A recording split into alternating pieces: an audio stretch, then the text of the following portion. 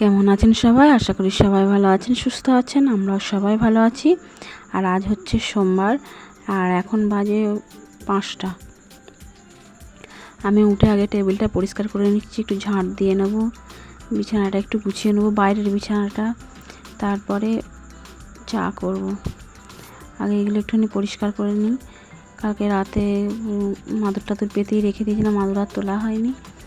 মাদুরটা তুলে গুছিয়ে নিয়ে ঝাঁটটা দিয়ে নেব। ঝাঁটটা দিয়ে তারপরে চা করবো। আজ চা করতে একটু দেরি হবে, অনেকটা সকালবেলা উঠেছি, তাই জন্য একটু কাজটা করে নেব। বাসনপত্র বার করলাম, কলতলায় দিলাম।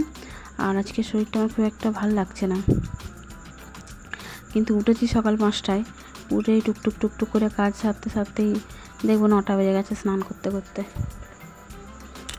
সব রকমই তো কাজ থাকে একটা সংসারে, কত কাজ। সকালবেলা ওঠা, ঝাঁট দেওয়া, ঘরে দুয়ারে জল দেওয়া, ঘর মোছা। এই যে বিছানাটা, বাইরের বিছানাটা ময়লা হয়েছিল, পরিষ্কার করলাম। এখানে সব জামা কাপড়গুলো নিয়ে এসে বাইরের এই খাটটার মধ্যে সব রাখবে, আর একবারে বিচ্ছিরি হয়ে যায়। ওই জন্য একটু আগে গুছিয়ে নিলাম। সকালবেলা কেউ যদি বাই চান্স চলে আসে, ওটা কীরকম। বিছানাটা গুছিয়ে চা করতে এসেছি, চাটা করে নিলাম।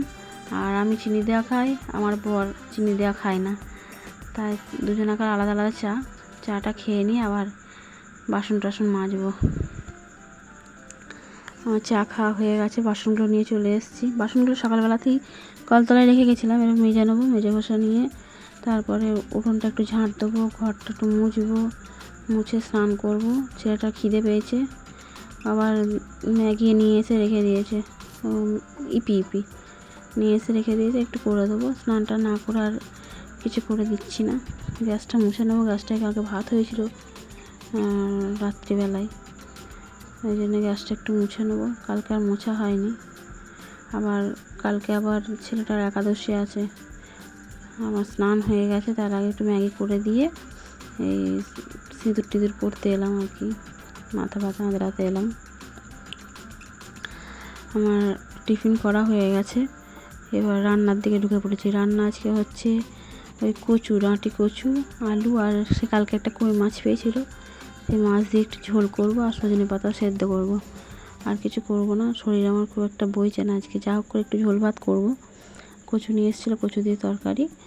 আর কচুটা আদা দিয়ে, জিরে দিয়ে, লঙ্কা দিয়ে ভালো করে কষে ঢাকা চাপা দিয়ে করেছিলাম। আবার ফুটে গেলে আবার মাছটা দিয়ে নামিয়ে নিয়েছিলাম।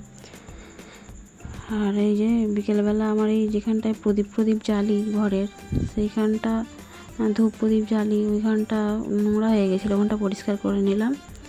আর এখনও কাপড় জামা আছে, সেগুলো তুলতে হবে। আর এখানটা পরিষ্কার করে সব রেখে দিই। এবার এইখানটা প্রদীপ জ্বালি না, প্রদীপ তুলসী তলায় জ্বালি।